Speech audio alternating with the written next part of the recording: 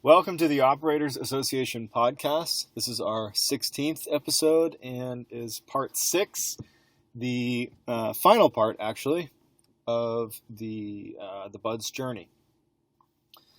Today we're going to be covering really third phase as a whole. I know that in the previous part I had touched on third phase, but I feel like I kind of rushed it, so pretty much this episode will focus on third phase.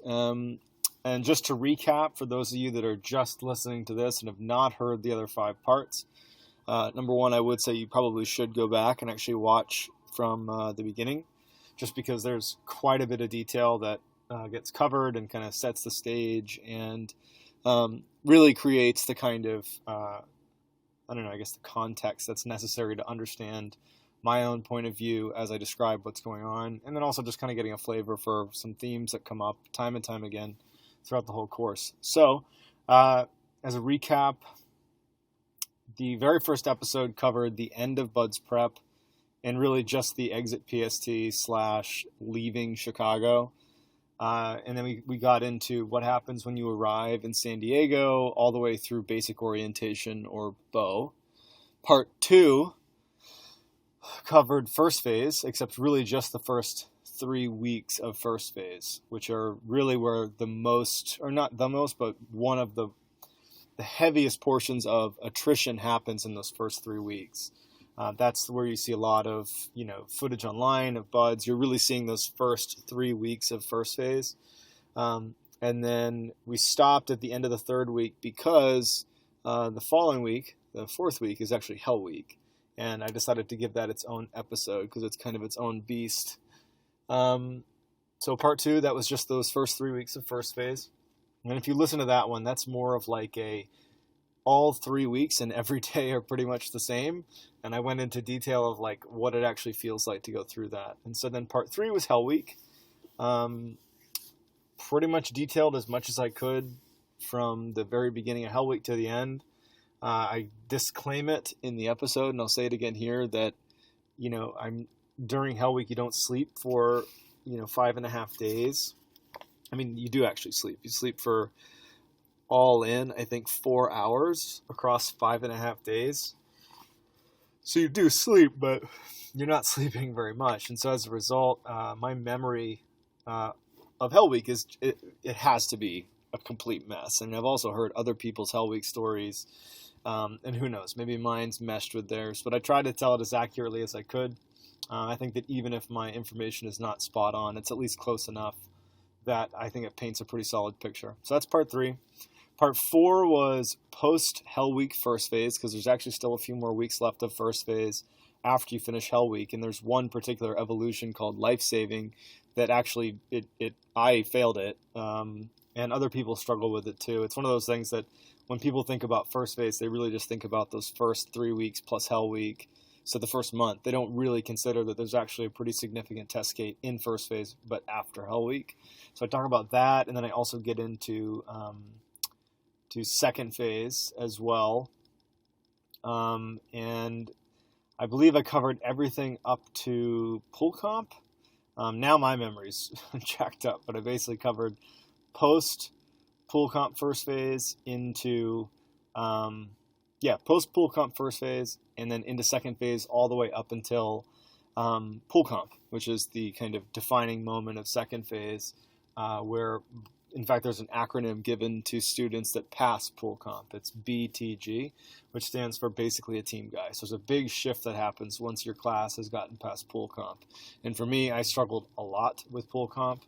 And when I finally passed it, it was a very big deal. And so in episode 4 of the Bud's journey, I would say that 30 minutes to 45 minutes is spent on post Hell Week first phase, and then the remaining 45 minutes is pretty much spent on pool comp specifically, because I actually remember in detail what actually happens and the procedures and what it feels like and how to do it. I mean, to a degree, how to do it. I guess So that's really all that part 4 was. And then part 5 is post pool comp. I actually didn't intend to cover as much as I did on the culture shift that happens, but like I mentioned a minute ago, when you are labeled a BTG, which it's not something that the instructors recognize, but it's just something that's kind of known that, once you pass pool comp, statistically, you're gonna pass the course. It would take crippling injury or getting in trouble, like real trouble, with the law or something, to get dropped. I mean, people do struggle, and it happens after pool comp, but it's so rare that people getting dropped post pool comp is super rare. But with that, there's a big change that occurs between students and instructors after everybody passes pool comp. To summarize, when you are a pre-Hell Week student, the BUD/S instructors, they're not just being jerks, but they're looking at the group thinking, well, there's quite a few of these guys that aren't going to make it through training. And so you get treated really more like you're not going to make it than like you are going to make it, because statistically they're probably right the way they're treating you. When you get past Hell Week, you get a little bit of, I guess, call it respect from the instructors, but because pool comp still stands in the way, you don't get like, you're certainly not being treated like a peer, but there's a modicum of respect that you get for having a brown shirt on when you finish Hell Week. But when you pass pool comp, not only does the interaction between student and instructor change, not like dramatically, but there's definitely a cultural shift.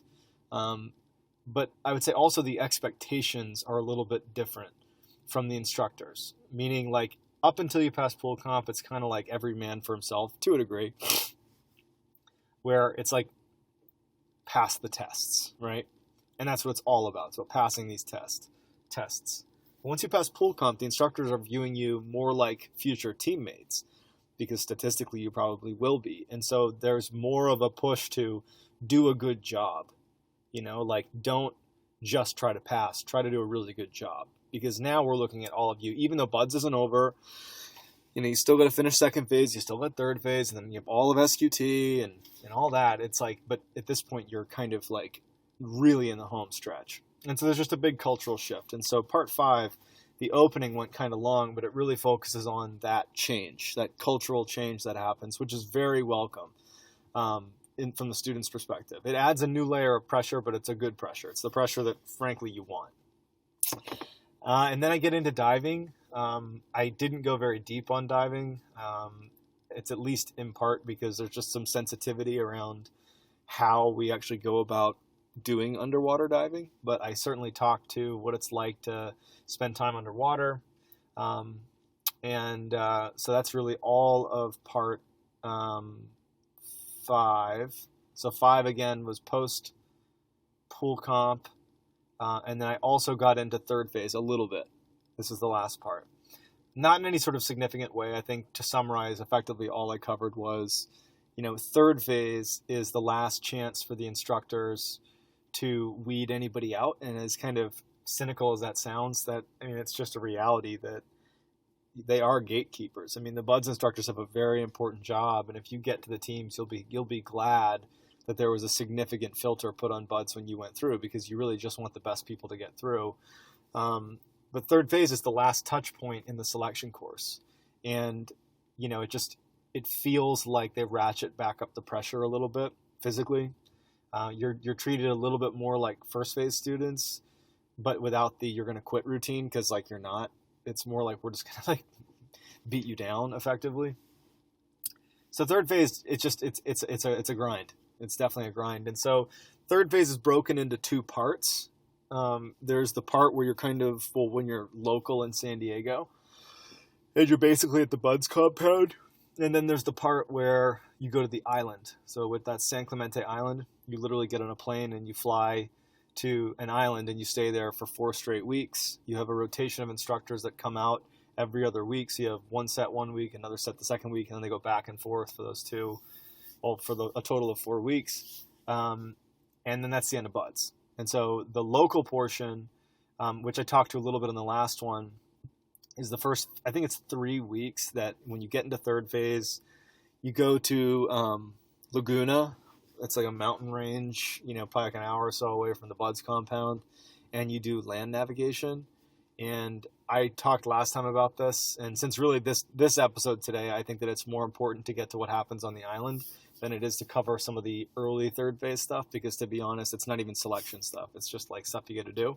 I'm going to be kind of brief as I go through this, but you go to Laguna and you're basically given a map and you walk around the woods and you basically find points. Land navigation is definitely a skill set because you're using a map and compass, but they teach you this skill set while you're there. So I don't think anyone should be concerned about, no one should be like going out and conducting land nav to be ready for third phase. It's pretty rudimentary, and you'll pick it up quickly. It's not particularly difficult. I actually really enjoyed that portion of third phase. I liked being able to go out and just walk around on my own, because you don't even go with somebody. You literally, like, in the morning, get up, throw on your ruck, and you just go off into the wilderness. And they're pretty significant distances you got to cover, and so really all day you're like walking from point to point, and the goal is to find a certain number of points on your map, and then getting back to extract by a certain time, and that's kind of it. You're there for a few days. So yeah, really between the local stuff, which is like at the Buds compound, you do some more timed swims and runs and O courses, and you get beat down on the grinder, and then you go do this Laguna trip, and then you kind of finish up those first 3 weeks. And the overarching sentiment in the class is kind of like eagerness to just get out to the island, because the third phase is, when I think of third phase, I don't really think of the stuff that we did locally. And I keep saying locally, I'm just talking about San Diego. I don't think about that stuff. I think about the island. And I think most people think about the island too when they think about third phase, because it's the final 4 weeks, you work straight, and it's brutal. So without further ado, let's just jump into kind of getting back from Laguna. You finished up land nav, and you have passed all of your timed runs and swims and O courses, because those, also the standards for those, they are now getting increasingly harder and harder. And I mean, everybody's in great shape at this point, so you'll pass that stuff pretty easily. And so you wrap up, you get back from Laguna, and you are given a sheet with a list of things you got to pack for the island. And so I'll pick it up there. So the island has a lot of mystique around it. And I guess I'm dispelling that mystique right now. The exchange of communication amongst the different classes is, there's a lot of information being passed from third phase students to second phase to first, up and down. The classes that are in phase are definitely communicating with each other. And to a lesser extent, the SQT classes are communicating with the Bud students. So you're definitely, if you're like in second phase, you know what's going on in third phase, you know what's going on in second phase, first phase, you name it. And everyone's pretty eager to hand over, information as it applies to, whatever class is at that point. I felt like the island was a little bit shrouded in mystery. Like when I talked to, because I have enrolled 2 separate times, I had 2 different classes of former classmates that had been through third phase when I was going into third phase and then the island. And they certainly were not hiding anything. They definitely told me a lot about the island. But I think that what nobody really hits on, because maybe they just don't want to give it away and make people scared about, not scared, but make people dread the island, is how fucking miserable the last 4 weeks of Buds are. I think that by the time you're done, and I remember when I got back from the island, and I'll get into why my island experience was particularly stressful, entirely of my own doing.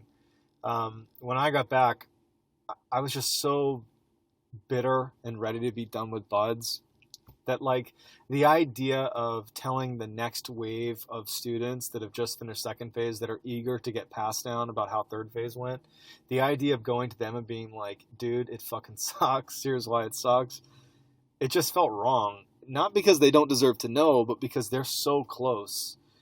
Even though in some ways, because I had just experienced it, it felt like they had eons to go, because the island was pretty brutal. It's almost like you just want them to just feel for a little bit longer that they can be excited and ready to just finish the very last section of Buds. And even if they get there and it's the worst thing ever, like, they'll find a way to handle it. I mean, the test gates on the island are not particularly difficult. It's really more of like a grind. And so anyways, when I got this pass down from the other students that had been through third phase before I went to the island, it just seemed like people were like, yeah, you work 7 days a week, so there's no weekends. You're working every day. You do demo, so demolition, that's explosives, and you do marksmanship. And just the way it was made to us is like, yeah, it's a grind. It's definitely physically demanding. That you run a half marathon while you're out there, just randomly. There's it's a lot of physical stuff. They're like it's kind of like first phase, except like no boats and logs, and nobody quits. Quick pause there, because I mentioned in the last episode that somebody quit in my third phase class. So when we were in Laguna, we had a beat down effectively scheduled for that night. Somebody had screwed up on radio calls or something, and we were told by our instructors that night, we're going to beat the crap out of you guys, like push-ups, sit-ups, like just like a workout. That's when I say beat, it's not literally laying hands on us. It's like doing calisthenics until you can't do them anymore. And it was so cold. I mean, it was like snowing, literally. And we were freezing, and it had thawed, so we were all kind of like wet, and we were sweating all day, and our clothes were, this is probably an exaggeration, but I remember my clothes being like frozen because there was moisture in them, and we didn't really have great clothes to stay warm. We're just huddled in these awful, huge, unheated Alaska tents, just literally waiting to be called outside into the snow to get beat down. Fun fact, they never actually did it.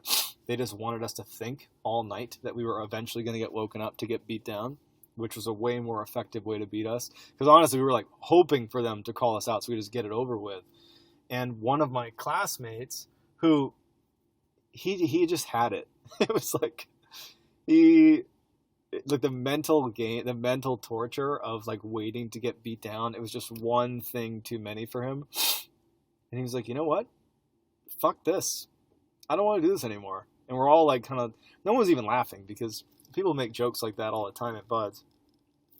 And then it started getting apparent that he was actually pretty serious. He's like, no, I'm literally going to go over there and quit. I don't want to do this anymore. This is awful.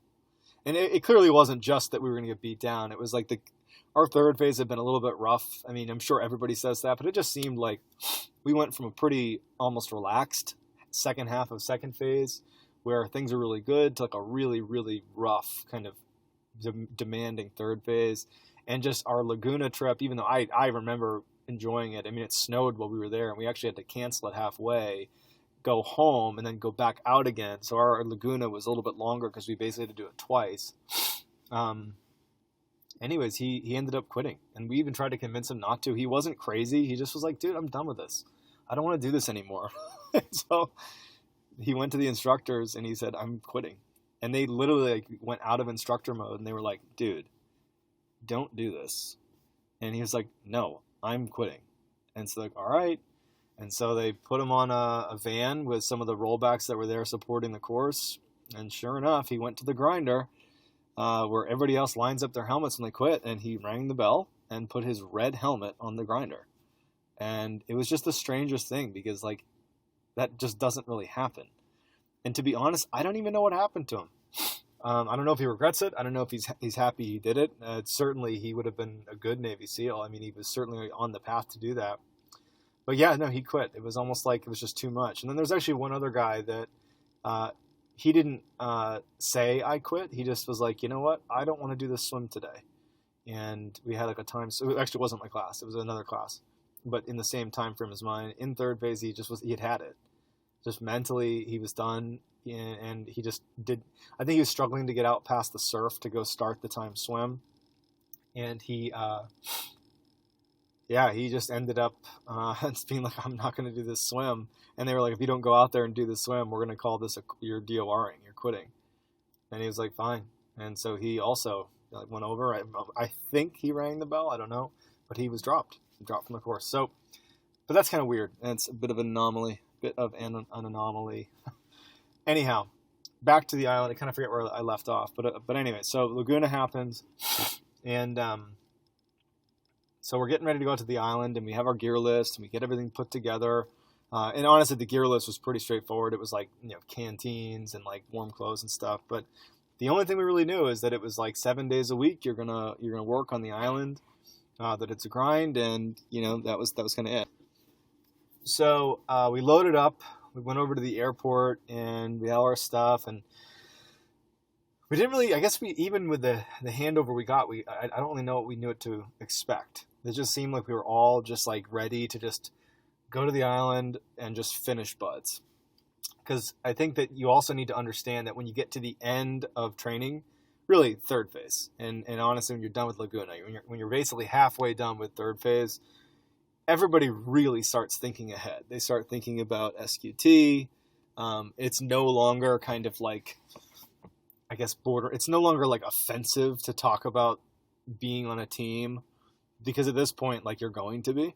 I mean, you still got to do the rest of third phase and SQT, but people's attentions are definitely, they've shifted. And people are much more kind of interested in what's next, not what's happening now. And so it's kind of the perfect storm, because you fly out to San Clemente Island, and man, right away we land on this airstrip. And so San Clemente is this beautiful island, and there's this one section of it that's just for the seals. And we just had we had 2 sets of instructors, and so they rotated. So for the 4 weeks we're there, it was 7 days with the demo, with the explosives crew. And that week, we were technically working on demolition. And then the second week was with marksmanship, so shooting rifles and pistols. And then the third week was back to demo with that crew. And then the fourth week was pistols and rifles again.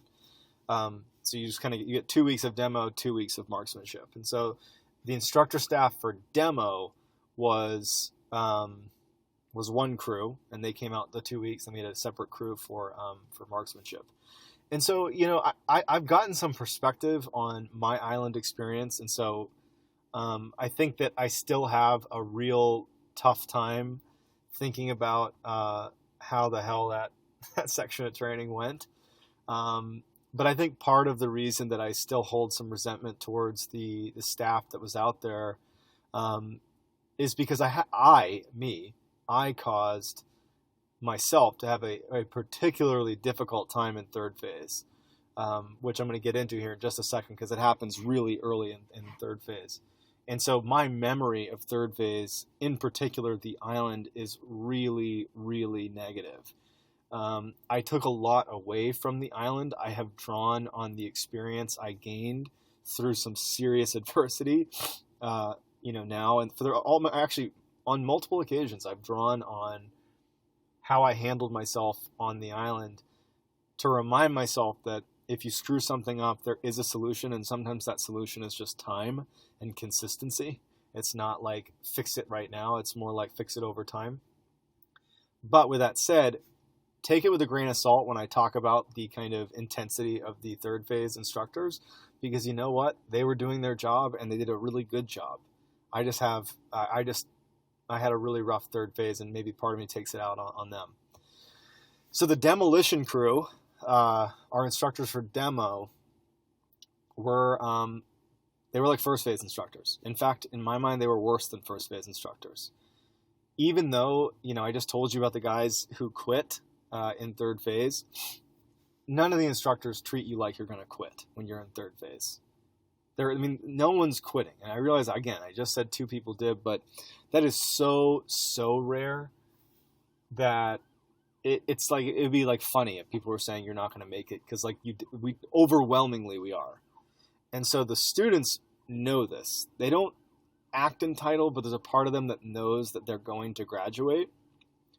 And that last month, it just felt like the demo crew was like really getting their last hunk of flesh, pound of flesh from us. It was like, dude, this is not first phase. Why are we getting surf tortured? Why are we getting surf tortured a lot? Why are we getting beat down constantly? Why are they treating us like we're first phase students when we're third phase students? Perhaps that's just the way the island goes, but we arrived, we landed this airstrip, and make no mistake about it, even though I'm describing it like they suddenly changed gears, really at no point in buds do you actually feel like, oh, we're good now. maybe like the first couple of days after pool comp, you start feeling like things have changed a lot. And again, I talked about it last episode, but you're in buds. And even if you're cynical about stuff, you do get that like buds is going to continue to be buds until I'm done with it. But I think for us, the experience in the island was just particularly brutal. I guess I don't really have another class to compare it to, but it just felt like it was like being in first phase all over again. It really actually felt that way. It was like every little infraction we were getting beat for it.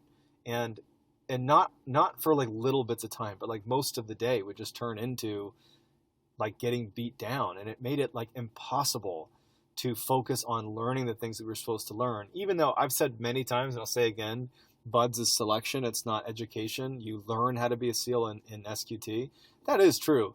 But there are some really, really basic things that you learn in second phase and third phase and in first phase to a degree that they may be simple concepts, but they're new concepts. And so unless you have the opportunity to like sit there and learn it, like you're not going to learn it, even if it's simple, right? So like we learned very basic demo calculation, which put it this way, if you're going to blow something up, you need to know, depending on the size and charge and how you build the explosive, like how far away you need to be and your team needs to be in order to be safe. And the reason that's important is you would just think, oh, just get as far away as you possibly can, right? Well, no, because it isn't necessarily a remote firing device. Maybe there's a cord connected to it that you literally are tethered like imagine if you're vacuuming your house where you get the cord coming out of your vacuum. You can only vacuum as far as the cord goes. Same thing applies for certain demo charges. You also, if you're blowing something up, there's a good chance that you need to immediately follow up with whatever it is you're blowing up, whether it's a door or something. And so you actually want to be as close as you possibly can sometimes to a charge, but safe. So like, how can I be as close as I can possibly be to a demolition charge without getting fragged, without getting hurt by overpressure? So anyways, there's some basic calculations. And I remember just like, my mind was just not in a good place to learn. I was fine with it. And honestly, I don't think anybody should be concerned about any of the academic stuff. There were people that struggled with like some of the charge calcs and stuff. They ended up learning it and they passed. Really, nobody struggles with this stuff. But it just felt like the environment we were in was just, it was far more, the focus was almost on just like fucking with us, not on like getting to the point where we're learning stuff. But you know what? Like, this probably makes me sound a little bit whiny. And ultimately, third phase is still selection, no matter how you cut it. And I might have wished it was a little bit different. Perhaps that's just how third phase goes. I mean, that could also be the case, that it's structured to be this time to learn shooting and demo, but really it's like, it's the last kick in the face before you're done. So I don't know. But getting into why my third phase experience was particularly tough. When you arrive, there's a classroom that's kind of in the middle of the compound, and that's where you spend a lot of the early parts of the day, kind of getting briefed on what's going to happen. Outside of it is it's the grinder, effectively. I forget if they even call it that, but it's where you get beat down. It's like this open space, and in fact, if you watch the video that the SEAL SWIC page puts out about third phase, their recruiting video, you can see towards the end of the video. The students are practicing land navigation. You can see them like maneuvering in pairs and stuff on this kind of like very bright, like almost white cement with like a building, and there's like one palm tree and there's like mountains in the back. That space that they're on is the like a San Clemente, grinder, and it's where you get beat down. But the material that makes up the ground is like not very smooth. And so regularly you would be brought out there and like told to take a knee and like listen to something or get beat down. But like the ground is almost jagged. And I remember I had all these cuts on my knees and on my back from like getting like shredded by being on this stupid asphalt. But anyways, we ran into this classroom, and then like off the classroom were our barracks. It was like this big, like almost dome-like thing where, it was almost like an octagon where there's like 8 sections of like little room suites with bunk beds in it. And then there's like a common room in the middle. And there was like group showers like way out in the back. And so we arrive and we like run into the classroom, and they like basically tell us like drop our shit and get out there, and we like beat on the grinder. And then like we like ran into the barracks and like find our bunks, and it's just like chaos. And, I remember the first day it was really just getting wet and getting beat, and like we never had a chance to like settle in, if you will, right? But I mean, so far, it was just kind of nice to be making progress. We were on the island finally, and we were just ready to just kind of go forward, right? So I think it was like day 2 of being there. We had the grenade toss and the claymore range, followed by the CS gas. So full day. The first part of the day, each of us, by like the letter of the law, you had to throw a live grenade. Which it's funny, like throwing a grenade like overseas is something that you're just like ready to do, if that makes sense. If the situation called for it, like you would just pull your grenade out, pull the pin, and throw it, and you wouldn't really think too much about it. But in third phase, when they like tell you how dangerous a grenade is and how like there's like these very specific procedures, like you're holding this live grenade, right? Like it's a real grenade. And one by one, we had to like go up, pull the pin, hold the spoon, throw the grenade, take cover, and have the little ring on our thumb still. So like when you threw it, it's amazing how stressful it was because it's literally a lethal device. It's live. There's no safeties or anything. It's a real grenade. And our like epically like intense third phase instructors are like ramping it up a little bit. They're keeping it very safe, and it was very safe. And there's all these procedures for what happens if you were like drop the grenade right there. There's a little like moat around you that the instructors are trained to kick it in, so that it'll detonate, not hurt anybody. But I remember my day started with when I threw the grenade, I dropped the pin. And so the way it works in third phase on the island is sometimes when you screw something up, it's called being remediated. And that's not a new term to third phase. It's kind of throughout the pipeline. That's the term. You get remediated, which means you probably get beat down or something, like right then and there. Maybe as a whole class, maybe as a swim pair, whatever it is. It kind of happens on the spot. In third phase on the island, that's not really how it works. There's like too many things you got to do because it's really packed full days that they make you basically like keep track of your fuck ups. And they definitely keep track, the instructors. So like you can't like pretend you forgot or something.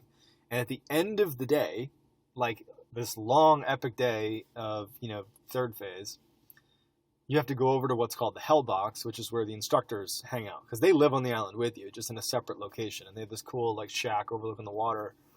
And they hang out in there. And at the end of the night, students that have fucked something up have to go over to the Hell Box where there's a little slab of cement like right next to it. And you need to check in.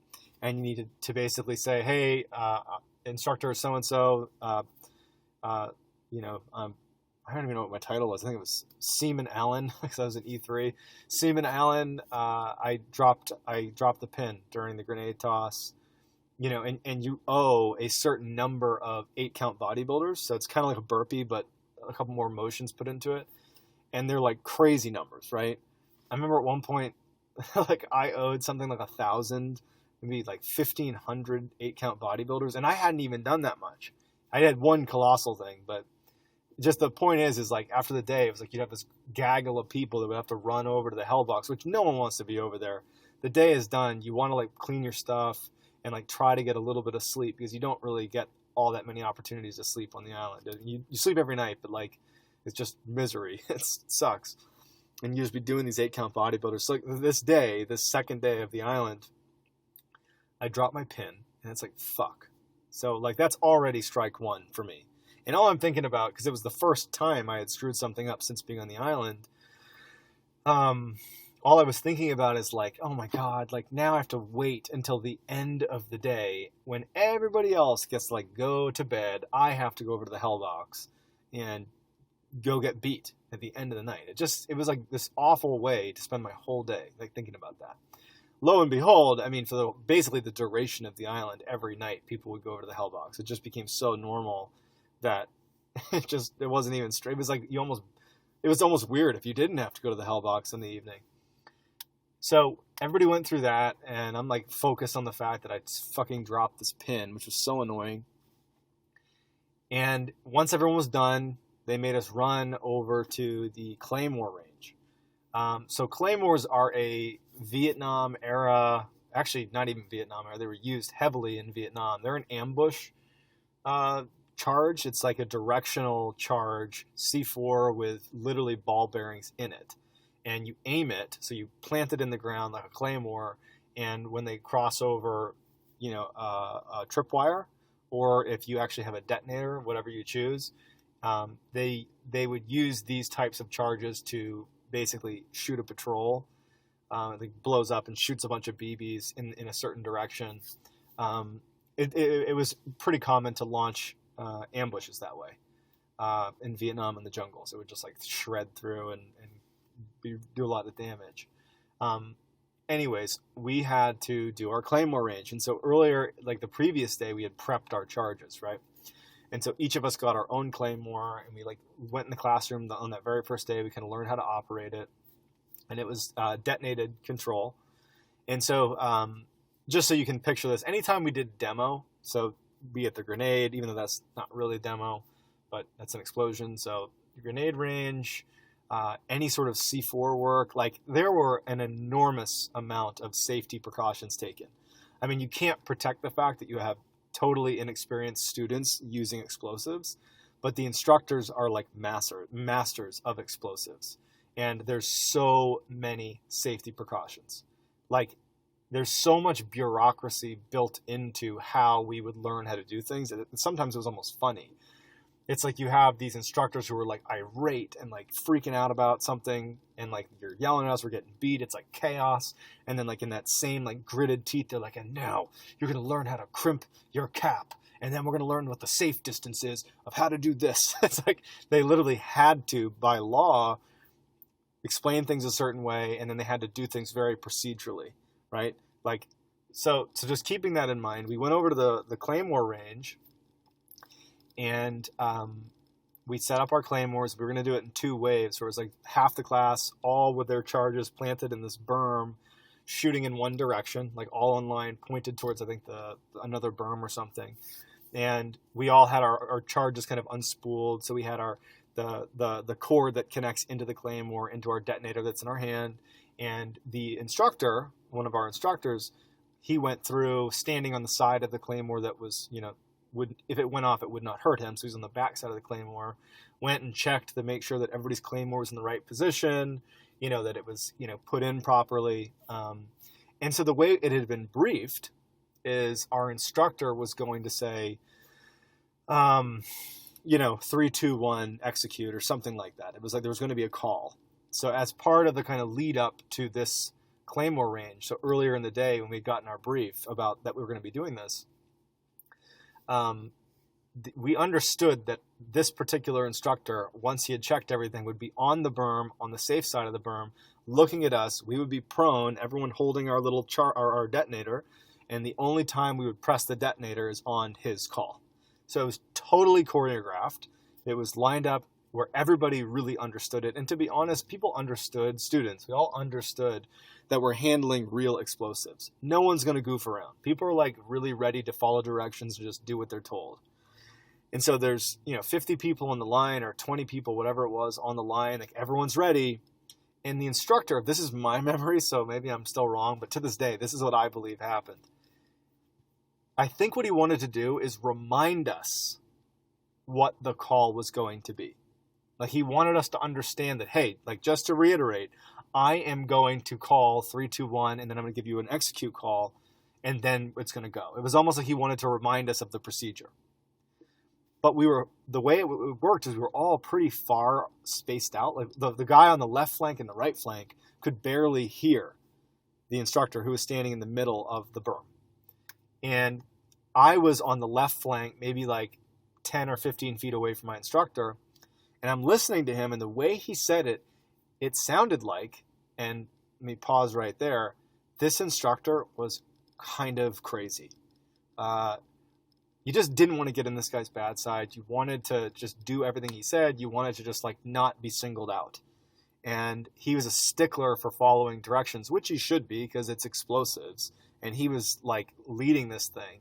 And he wanted people to follow directions explicitly. And frankly, in buds, you get used to being told to do something one time and then you do it. You don't like need confirmation to do it again. You just understand that you need to listen critically, pay close attention, and do what you're told. And so we're laying on the line, and this instructor, he goes to say, hey, just a reminder, and this is what I think he said, something like, hey, just a reminder, we're going to do this. It sounded like he just said 3, 2, 1, execute. And so 50% of us clacked off our claymore, including me, and the other half didn't. And the one on the flank, the guys that probably didn't know what was going on, then they light off their claymore, and before long, like 75% of the claymores have gone off. The instructor, who was on the safe side of the berm, was literally feet away from all of these claymores. So he was fine, but totally not in a safe spot. He would have walked away from the berm probably another 10 or 15 feet and then very deliberately called it. But like the stress and pressure to like perform and do what you're supposed to do, and the kind of group mentality, like as soon as a couple people did it, like the rest of the people did it. Anyway, so he claims, the instructor, that he did not signal, that what he wanted to do was reiterate something and then he was going to call it.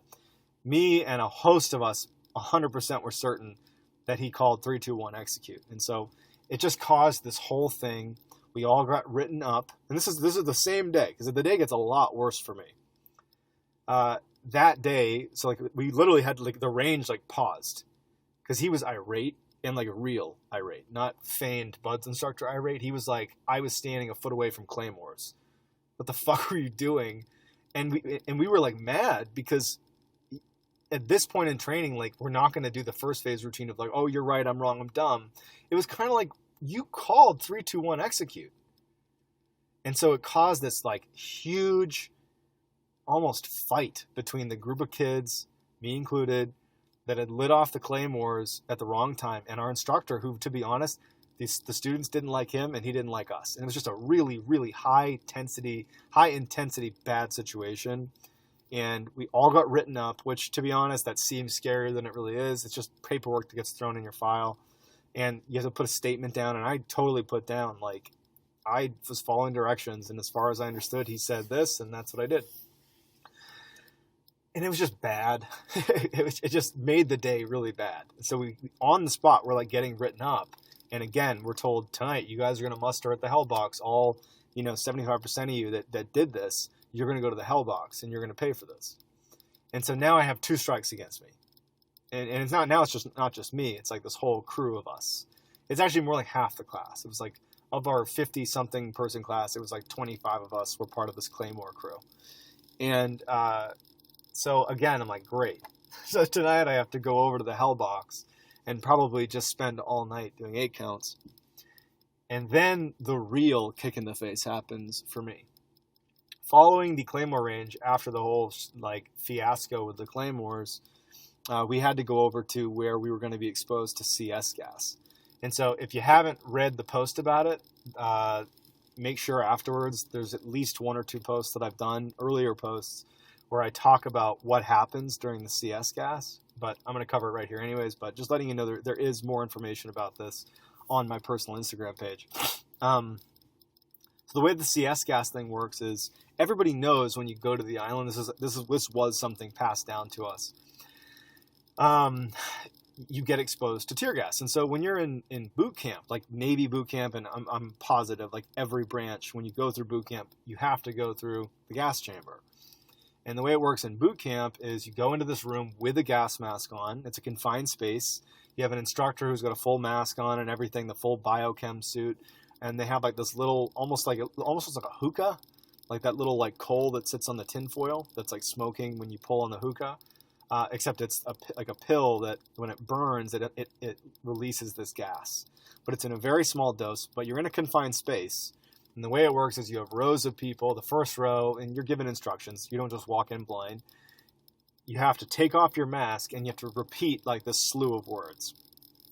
It's like you have to say your name, your age. I'm making this up, but it's like your name, your age, and like something else. But it's just enough that you have to inhale. You can't possibly say all this stuff without taking a breath. That's the whole point. And so it's just like you inhale, and it just is like, it's, if you've never been exposed to tear gas, it's hard to explain. I guess that it kind of almost feels like you're on fire. It's like instantaneous panic, this is for me. There are some people that could care less about CS gas that has no effect on them. So maybe we're one of those lucky few. I am not like that. I'm a complete wuss when it comes to CS gas.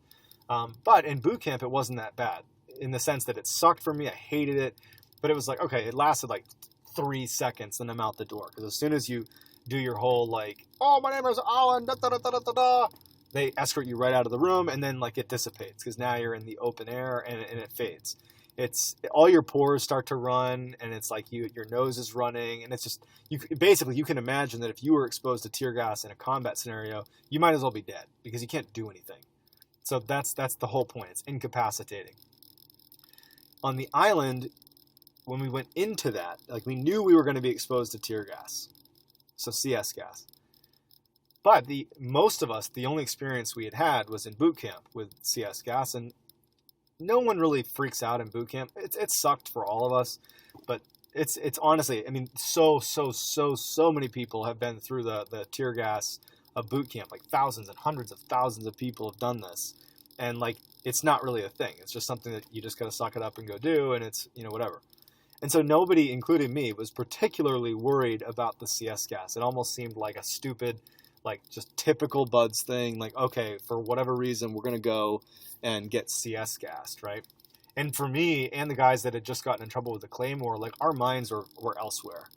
We're like, tonight's going to suck. I mean, how long is this punishment going to go on for? Is it just going to be tonight? It's like our minds are kind of all over the place. And not to make it seem like this was harder than it needed to be, because I was the only one that did a particular thing. We had to run over to this area that we were going to get CS gassed. And it was outdoors, right? Like we're not in a confined space. We had to run there, and so we're sweating a lot because it's outdoors, it's like up a hill, and by the time we get to this location, there's a whole crew of people just waiting for us. All these instructors and all these people, and they all have gas masks on. And again, totally open air. It's like not even remotely confined. And you see them when we come up the hill or whatever it was, we're like, our pores are open. And by the way, when you're sweating and your pores are open, CS gas, I believe, maybe I've just made this up, but I'm pretty confident that when your pores are open, it's actually worse. Maybe that was on purpose. I don't know. But you see they have these like almost like pool cleaners, like that length of a pole. And at the end of these poles, they had like little canisters that looked like smoke grenades, but obviously they were CS grenades. And these CS grenades are, again, I was the only one that did this thing that I'm going to tell you about. Everybody else managed to handle this just fine. So I'm not painting this like, oh my God, this was so much harder for John. But like these canisters are like diesel. They're like huge. It's way more potent, and there was a bunch of them.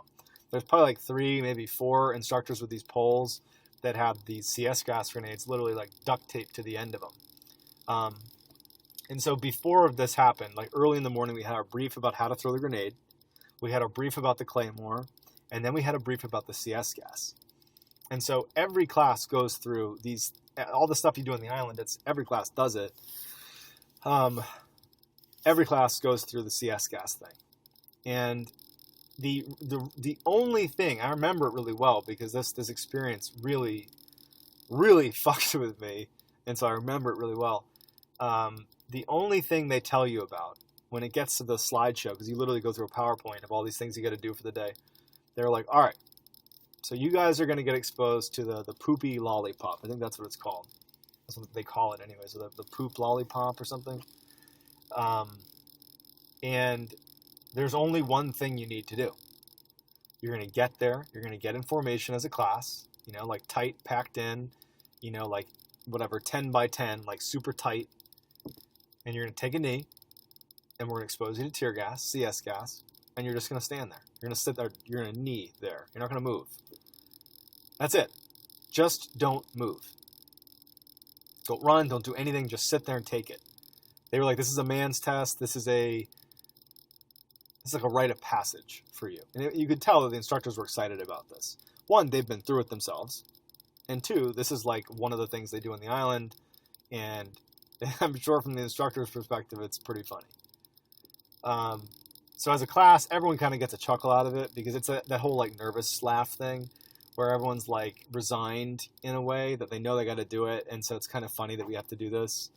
So anyways, we run up this hill. We see this gaggle with these poles with CS containers on the ends, and we take a knee in this clearing, right? And honestly, all of us were like, "Oh my God, thank God it's not going to be enclosed like boot camp."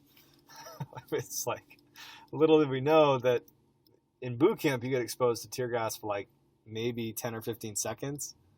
It's enough for like one good pull, one good breath.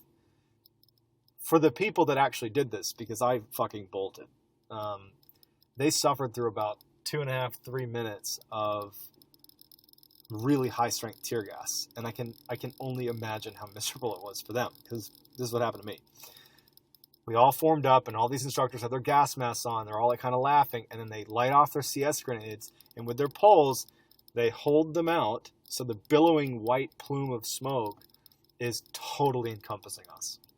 Like right in front of them. I remember I was on the front right side of the formation, like on the edge, basically. Like I was not packed in. I was on the outside. And they kick off the CS, like I think it was like 4 different CS grenades, and all 4 sides are just like holding these things right up against us. And right away, it's just like, for me, when I took that first breath in, I remember feeling like I literally was on fire. I don't know what being actually on fire feels like, but I think I know what it feels like based on how fucking horrible that breath in was. And truly, I don't remember consciously deciding to do it. It was actually fight or flight, like true 100% fight or flight kicked in. It was not I'm going to go do this now. It was like, before I even was processing what was happening, I was running, not even pretending to stay. It wasn't like I'm going to leap and get out of the way. It was, I'm fucking out. And I ran so fast that the instructors couldn't even tackle me, because it turns out this does actually happen from time to time. I'm not like the first person to ever do this. I felt like I was. I felt very singled out, and I mean, I'll get into that part. But they're ready to like kind of tackle you to the ground so you don't go crazy and like run off a cliff or something, because you're fucked from the CS gas. And you go into full survival mode. And that's what I was in, like flight/survival mode. And I literally like ran and like completely tripped and landed like with my face on a cactus. And they're like trying to get me to go back in. They're like, "Get the fuck back in." And I'm screaming no, refusing to go back into the group. And so obviously this is not a good situation. And it was like, I was so, I felt like I was dying. That's what it felt like. Anyways, the rest of my class did fine. They took it. In fact, a lot of them described afterwards, like actually literally years later when I talked to people about it, they just put their face in the ground and like literally like dug holes into the ground and put their face all the way into the ground. Anything to keep from breathing in more of that air. So anyways, my whole class manages to get through this thing. But even in the chaos of them getting gassed, it was such a big kind of ordeal the way I ran, and I got tackled, and they're screaming my name to get the fuck back in. One of them, I think, was even saying, "This is a fucking DOR if you don't get back in." And my class heard it. And some people actually like even approached me about it later, much later, not even really in third phase. But so finally, after the CS grenades finally just stopped billowing smoke, because they don't last forever, like the instructors didn't really know what to do with me yet. And there was a bunch of them. And I was literally being like chokeholded in place. Like they were just like, at this point, just like holding me. And they told us to go jump in the water. So we were kind of semi near the ocean. And so we had to run. Everyone's like hacking and like freaking out, because I'm sure for them, their experience with the CS gas was like exponentially worse than mine. But we ran down to the water, and we all jump in the water. And it started to dawn on me at this point that I've just done something that may actually be a very, very, very big deal. Not because I'm super embarrassed, because I am. And it actually got I got more embarrassed. But because now I was wondering if they were going to consider that me quitting, because they wanted me to go back into the group, and I didn't. I refused it. And so, it was It was horrible. I take responsibility for it. I certainly don't sit here and think, oh my God, poor me. But I also do think that there's a limit to what we as human beings can control. The reality is like I don't even remember being able to decide about running or getting back in. It was just I was in full survival mode, and I just don't really know what the experience was like for the others. But anyways, that's not really the story. So the story then goes like, fuck, like it was the end of the day now. We were told to run back to the classroom, and I just was aware that like that day had gone so badly for a lot of people, but really for me. I had not kept the pin from the grenade. I was one of the people that blasted off the claymore erroneously. And now I alone ran from the CS gas. The one thing that they say you just cannot do. Like, your peers are going to judge you for it. Don't do it. Don't be that guy. And I did, right? So we get back to the classroom. And so the difference between first phase and third phase, I mean, on the surface, they almost look the same sometimes. But like I mentioned before, the instructors are starting to view the students like future teammates. And your own classmates are viewing, each other as future teammates. Like, your BUDS instructors are going to rotate back into a team. I mean, I was literally working with one of my second phase instructors. It's very common. It's a small community. When I ran from the CS gas and refused to go back in, and kind of was really kind of pathetic, their reaction to it was not to like just belittle me. The way that it was handled was like this. So we get back to the classroom, and it's like stadium seating, and I'm sitting in the classroom, and I know I've fucked up, right? And other people know too. But to be honest, no one's really like actually paying that much attention to me. People are just like, wow, today sucks. I'm ready to just go shower and be done with the day. And in some ways, I'm sure some people were like, oh my God, thank God that wasn't me. Now the attention's totally not on me anymore. It's on Alan, thank God. But we get in there, and the instructor staff goes to the front of the room, and it had just been a bad day, right? Like, the claymore was a mess, and the instructor who was close to the claymores made it clear that, like, you have now set the tone that your class is a bunch of fucking idiots, and this is not going to be a good island for you. And then, so, like, at the heel of that, so now that's happened, and our whole class is, like, silently groaning, knowing that, like, this guy's already made our island experience really bad. I can only imagine how bad it's going to get. And so I thought for a moment they might spare me. Like, I was thinking maybe they won't bring up what happened at the CS gas. No. One of the instructors actually stood up, not the main guy, but another guy. He stood up and he looked at the whole class and he goes, "Where's the bitch?" And I knew obviously it was me. And I'm certainly not trying to hide, so I raised my hand. And he was like, "Stand up." So I stand up, and my whole class is now looking at me. And the guy goes, "Okay. So this guy ran during the CS gas. And yeah, we're probably going to beat him for it, and we're going to make fun of him for it. But I want to point out that this may be reflective of a bigger problem with Alan. Alan's a coward. You all just went through something as a class, and you were able to do it. Alan didn't. He bailed on you guys. He's a fucking coward, and I'd be careful. I don't know if I want to work with him, in fact." And he was like, "Alan, sit the fuck down." And I remember sitting down and being like, wow, that could actually be the most devastating thing someone has ever said to me. Now, not only am I totally embarrassed, but I've now become a pariah in my class. No one in my class, with the exception of, God love them, my very closest friends, wanted anything to do with me. And to be honest, I can't blame them. No one wanted to be associated with the guy that an instructor, in the full view of everyone, has basically said he is a coward, and he's probably someone that's not going to be a good teammate, and you probably should avoid him. And on top of that, one of the things they made me do is I had to wear those tan UDT shorts, those like short shorts, over my cami pants. So like the next day, I'm already totally shamed. I'm like completely like at the lowest of low. And it's day 3 of 30 of one of the worst months of my life. And I'm now wearing these shorts over my pants.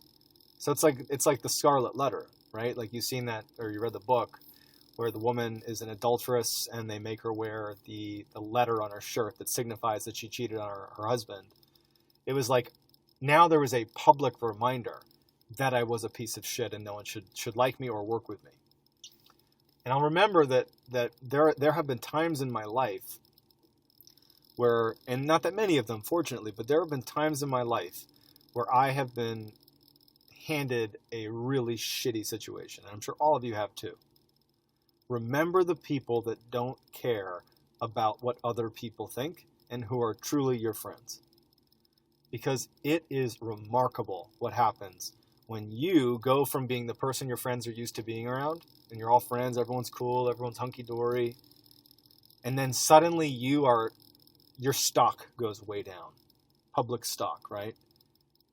Remember the people that don't care, that are still your friend, that look at you as the person they understand and know, and not the person that is now worried about your standing amongst your peers. Those people are hard to come by. My swim buddy was one of those people. Actually, honestly, my closest friends in the teams were the people that stood by me.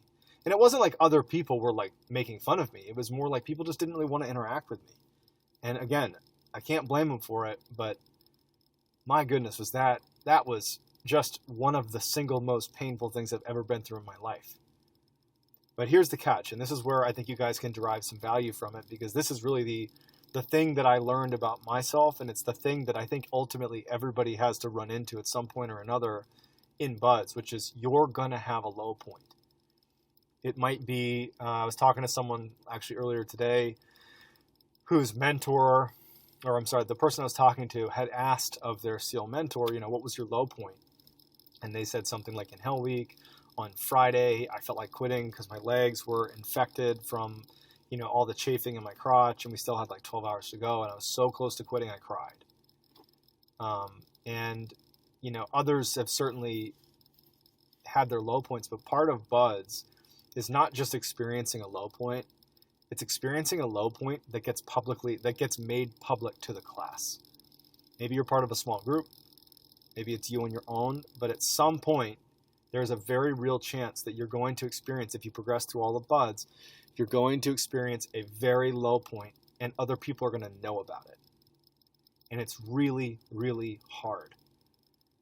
Because the thing that is most valuable at the team level and in training is what your peers think of you. It is such a small community. In fact, it's really like a high school. That's how intimately you know everybody in the teams. I mean, you're literally at most one person removed from knowing every single person in the teams. And all it takes is one bad thing to tarnish your reputation, and then you cannot correct it. That's just the way it goes. And everybody's aware of that when you're in training. So the way you handle adversity, because in buds, they're going to hand you situations where you feel like your reputation within your peer group is at stake. And it's really hard. The only solution, and it's what I did with the CS gas thing, is I accepted that was the position I was in. I wished like hell I didn't run during the CS gas. I would have probably at the time started buds over again just to not be going through what I was going through. It was a true dark point. And when you're on the island, you got no communication back home. Nobody knows what's going on. You're just like siloed on this island for 30 days straight of just getting your shit kicked in. And it's just, I remember thinking like, I'm going to go crazy. Spending every day feeling ashamed, being singled out as like weak and incompetent, feeling just bad around other people. Because now I'm like literally thinking, do my teammates or my classmates actually think that I'm a coward now? It was just like a really, really hard time. So again, I hope I've conveyed that. The next day when I'm like wearing my UDT shorts over my pants, I remember thinking like, there is not anything in the world I can do to change what happened yesterday. It is, no matter how much I wish for it and would be willing to give up almost anything to change it, I can't. So the only thing I can do is accept the position I am in. There's nothing else I can do. It doesn't mean I need to say I don't care, because I did care. I cared a lot. I wish this wasn't happening. But instead of like having that internal struggle where you start wishing and longing for other worlds in which this isn't happening right now, I accepted that the position I was in was a bad one. And the only way to correct it was to just keep showing up. I'm not going to make excuses. I'm going to let people say whatever they want to say about me. What people are going to remember about me is that when I was made out to be the biggest turd in the world, at least in the eyes of my peers and instructors, I didn't crumble. Instead, I said, I'm going to just keep showing up and doing a good job. I'm going to continue to be a leader where I can be. I'm going to continue to do the things that are asked of me. I'm not going to play weak. I'm going to just do the things that I'm supposed to do. And, you know, it took some time because it was painful and it didn't happen overnight. But months and months and months went by because I did ultimately finish BUD/S and, you know, SQT and all that. I was around the same group of people, you know, for a while. And I remember I was in Afghanistan with some people that were there. And this is my own interpretation of this, so I could be wrong here, but I had built up a strong enough and good enough reputation in the eyes of my peers from that CS gas point forward that, you know, honestly, no one really talked to me about the CS gas thing afterwards on the island. People just didn't want to even think about it or talk about it. But on deployment in Afghanistan, I remember they were making fun of me for the CS gas thing, but it was in that way that it was a funny story about a guy they respected. It was a funny anecdote about a guy who's a good teammate, who deserves to be or who we like. It was that friendly hazing, if you will, that you do know on some level that they're joking around with you, but it's because they've accepted you. The only reason that happened is because when the CS gas thing happened, when I did that, I accepted that it happened. And instead of dwelling on all the things that could have been different but aren't, I just decided that I have a new life starting right now. And it's the life in which I ran from the CS gas. I can't change it. All I can do is move forward. So the CS gas thing, that was like the second day or third day. And that night we had to go to the hell box. And it was very clear that that day had been a very bad one. Like, you know, in BUD/S, you get told all the time that your class is fucked up and this and that. But like oftentimes it just feels like they're just exaggerating how bad things are, that it wasn't really as bad as they're saying it was. This time, I think the whole class understood that it had been a bad day. It had been a really bad day. And so we get to the hell box with the people that were charged to go over there. And the instructor, who was probably the worst one in terms of intensity and aggression, he was like, look, I'm not going to do this year. We're not going to do, you're not going to pay for this year. You're going to pay for this the whole time you're here.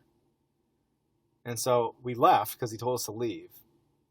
And no one said anything to me. We all just kind of ran back and we're like, fuck. Whatever is going to happen, it's going to be worse than having to do 8 counts at night. And sure enough, it was. We, for the whole time that the demo team was there, the cadre, those 2 weeks they were there, every few hours it seemed like, they would yell for the people who, like the Claymore group. We would have to go get beat on the grinder and do sprints. Like, even though all day we're doing all this physical stuff, it was like every day we got these like hour to 2 hour long beatdowns of just this group that were horrible.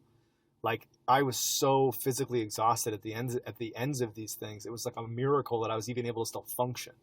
But it was like non-stop getting fucked with. It was just like it never ended. Anyway, so in terms of like what you do, because I'm going on and on about this one thing.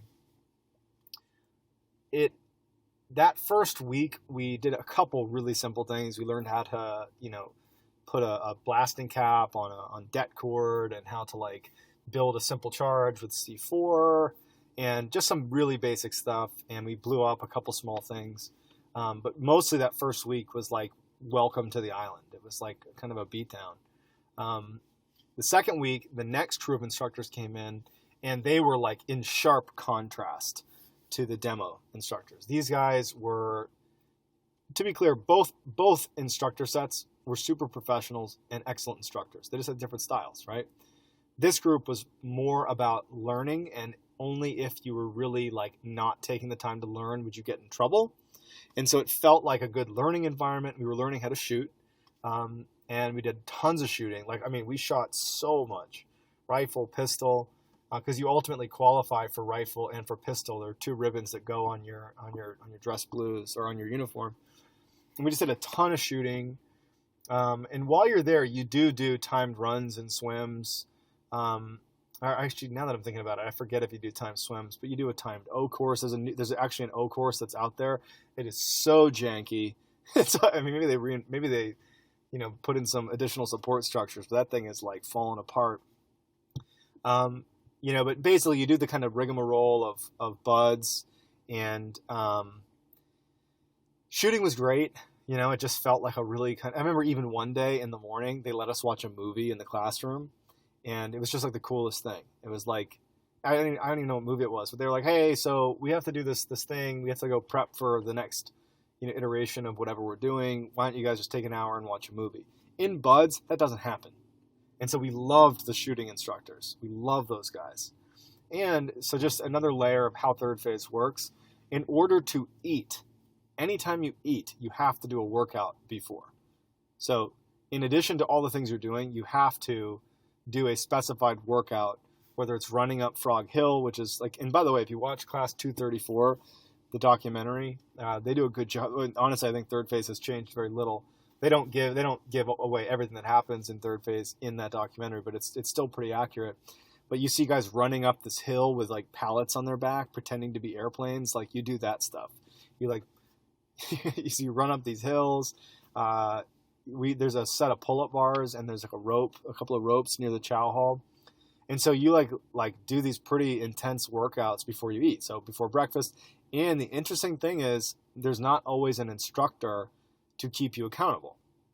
And so it's one of the first times, maybe with the exception of like early mornings in second phase when you were told to like set up all the dive gear before the instructors arrived, it was up to your class leadership to make sure that everybody did the prescribed workout before they ate their breakfast, lunch, dinner.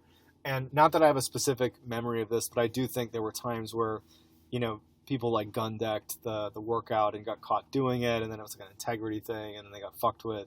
So if you're at third phase, just do the workout. Usually it's like, 10 sets of pull-ups, or I'm making this up. I forget what it was. But yeah, you do a workout before you eat. And the food's pretty good. You also get to drink coffee. You have these little canteen cups you bring everywhere.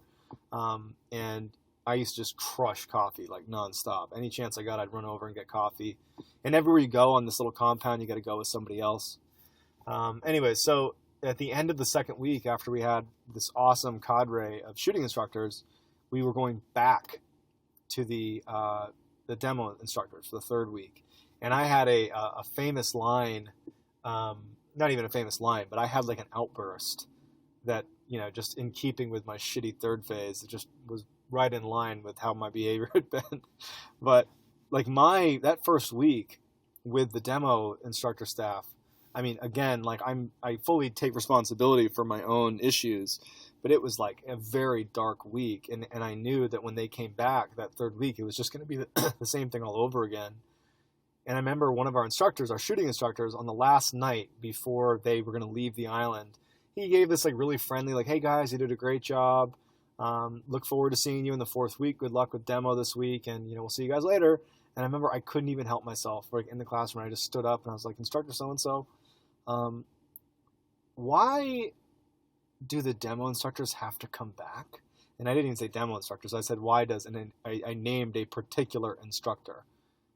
I said, why does instructor so-and-so need to come back at all? Like, why the fuck does that dude need to come back here? And I said it not as a joke. I said it like in earnest. Why the fuck does this guy need to come back? And this instructor, the shooting instructor, was like flabbergasted. He's like, he's your instructor. And I was like, okay. And I sat down and my OIC looked back and he's like, shut the fuck up. I just sat down and I'm like, why did I do that? Oh man. But anyway, so sure enough, that night our shooting instructors leave, and that particular instructor, he hurled an orange from, like, you would enter from the back, so you'd see everybody's backs of their heads if you went into the classroom, and it slopes down because it's like a movie theater. It's like stadium seating, and there's a big like projection screen at the bottom. It's like a college classroom basically. And he like comes in and throws an orange like from the back of the room that like splatters against the wall in front. And he's like, "I'm back, motherfuckers!" And it was just like, oh man. And so, anyways, it was just another week of just like these additional beatdowns for the Claymore thing, getting surf tortured. One of the things that comes up a lot about third phase that people ask me about is like, oh, you do the boogeyman, the boogie swim. So the boogie swim was so uneventful that I actually don't even really remember it that well. We swam at night, and we did have a brief about like sharks and stuff. But to be honest, like it just was not something that stood out to me. So if you're stressed about the boogeyman swim, I wouldn't be. It's not something to worry about. You just do a little swim and come back. I would say, though, when you're swimming during the day, because you do a couple, they're called monster mashes, where you do like basically triathlons, but without biking. So it's like running and like swimming. The water is really, really clear, and you can see pretty deep. And I think it's like, I want to say at least 15 or 20 feet. And so when you're swimming, like it's actually pretty unsettling, at least for me it was, to look down and actually do see sharks. You definitely do. They're not huge, like big sharks, but you definitely do. And you just got to get used to that, I guess. But, you know, honestly, the test gates on the island are, you have to like be able to take apart and put together a Mark 48 machine gun and an M4 carbine rifle, your Sig Sauer P226 pistol, which I think now has probably been phased out. I think you do like the Glock 17, I forget what it is, but they're basically going to do pistol, rifle, and heavy machine gun breakdown, put back together in a certain amount of time. It's something that you get a ton of practice in, and so not something to stress about. The other thing you have a test gate in is you have to pass your demo written test. The answers are practically given to you when you have study hall and stuff. In the evenings, you'll literally get like a chance to study. To be honest, it's a hard test if you don't like pay attention. But if you pay attention as best as you can, it's a hard environment to learn in, no doubt. But if you pay attention, you can definitely, I mean, it's a very passable test. There was one guy who failed it. He just got beat down and then got to take it again. And I want to say he even failed it the second time. And they like literally were like, dude, fucking pass this test. And they like beat him down and made him pass it again. So everybody passed. There is a half marathon you got to run. I think it's for completion, not for time. You do it in running shoes, though, which is nice, and it's actually kind of nice. You, like, drop you off 13 miles away, you just run back. You also do, like, a training run, which is, like, 7 miles. And, you know, that was, you know, maybe a week before. I forget which week you do it. I think it's, like, halfway through that you do this half marathon. You got to do this stress course at the end, which kind of combines all aspects of your training on third phase, where you got to do like an O course, then into a run, and then you got to go to a shooting course. It's all in succession. Like you're being timed and scored. You like do a short range shooting, pistol, rifle, long range, and then you like do this long run, and then you like go set off a demo charge. It's like this whole thing, right? I don't remember it being overly stressful though. It's literally called a stress test. It just means that you're like shooting while being active. So like your heart rate's up, so it makes it hard to keep your gun steady. That's what a stress test is typically. Like you're going to go sprint over here, and then you're going to shoot this over here, and then you're going to run over here and shoot this. That's a stress test.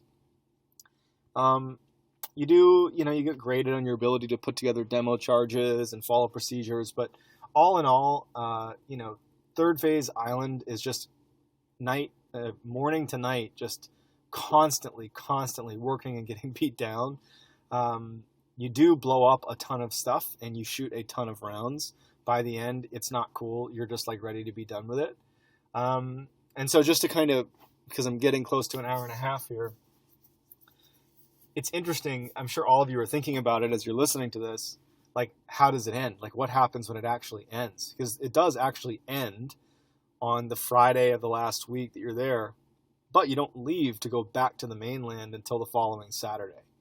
So like you finish and then you have a class party that's actually at the Hellbox, and it's supposed to be like exciting. You finished buds, everything's great, you're gonna go to SQT. My experience of the island, I was just so unhappy with how it had gone that I remember when it finally finished that Friday, it was done, me and my swim buddy literally like, dude, thank fucking God this shit is over, let's just run away. So instead of going to the class party, we ran over and hid behind the barracks and in silence chewed cherry skull, because we snuck some tobacco out on the island. You're not allowed to have dip or anything out on the island, so it was like a rarity that we even had some. But they ended up, the instructors, they were super cool. They totally shifted out of the instructor mindset, and they were like being friendly and telling us like team stories and what we can look forward to and what teams do this, and you know, SQT is this. It was just like, it was like a huge complete change. It was like that day they were fucking with us, and now it's like, well, Buds is over, and so you guys win, you're done. And we get back over there because I was one of the guys that was on the hook for doing skits.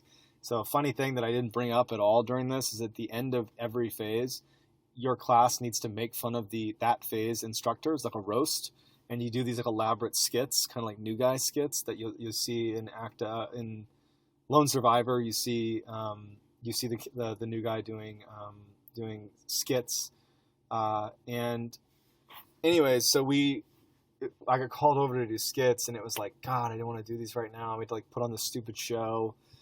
But I remember at the end, the instructor who, by the way, everyone's being cool, the instructor who I really didn't like, and I'm sure he didn't like me, and our class really didn't like him. He was acting like real cool.